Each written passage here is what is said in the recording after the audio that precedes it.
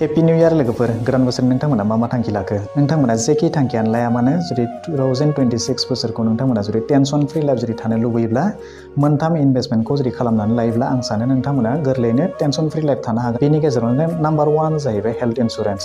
सासे सुबुङा हस्पिटालाव गोग्लैनानै थानाय लोगो लोगो बेसेबां रां रुफानि खरसा जायो जुदि बै सुबुङा न'खरनि गाहाय आरजिग्राब्ला नोंथांमोना साननानै नायदो न'खराव थानाय सम्पतिजों लोगोसे बेसेबां सुबुंनिफ्राय दाहार दुखुर खालामनानैब्लाबो बिथांखौ हस्पिटालनि कभारेज होनांगौ जायो। फिसा मोनसे हेल्थ इन्सुरेन्स जुदि लानानै दोनोब्ला बांद्राय नङा, दानसेयाव 300निफ्राय 500नि गेजेराव प्रिमियाम फैयो, थामहिनबा बोसोराव 3000निफ्राय 4000नि गेजेराव प्रिमियाम फैयो। मोनसे कभारेज मोननो हायो जायखौ नोंथांमोना हस्पिटालाव जुदि गोग्लैनानै थायोब्ला बे हेल्थ इन्सुरेन्सनि गेजेरजों कभारेजखौ मोननो हायो। नैथि पइन्टआनो जाहैबाय इनभेस्टमेन्ट। लेबारानो खालामा मानो, सेलारिखौनो मोना मानो, जुदि नोंथांमोना बिजनेसजों खालामा मानो, मोननाय रांजों जुदि 10%निफ्राय 15% जुदि नोंथांमोना एक्सट्राहै जुदि इनभेस्टमेन्ट खालामनानै दोनोब्ला बे इनभेस्टमेन्टआ एफडिआवनो जा, आरडिआवनो जा, एन्डआवनो जा, मिउचुवेल फान्डआवनो जा, स्टक मार्केटआवनो जा, जेखियावनो जाया मानो नोंथांमोना जुदि बेखौ इनभेस्टमेन्ट खालामना दोनोब्ला बियो लं टार्मनि गेजेरजों मोनसे वेल्थ जाहैयो। नाम्बार 3 पइन्टआनो जाहैबाय सेल्फ इनभेस्टमेन्ट। सेल्फ इनभेस्टमेन्ट होननानै बुङोब्ला जुदि नोंथांनि ब्रेन्डआव जुदि नलेज गैयाब्ला नोंथाङा जेबो खामानि मावनो हानाय नङा। जुदि नोंथांनि फिजिकेला थिग नङाब्ला नोंथाङा जेबो खामानि मावनो हानाय नङा। स' बेखायनो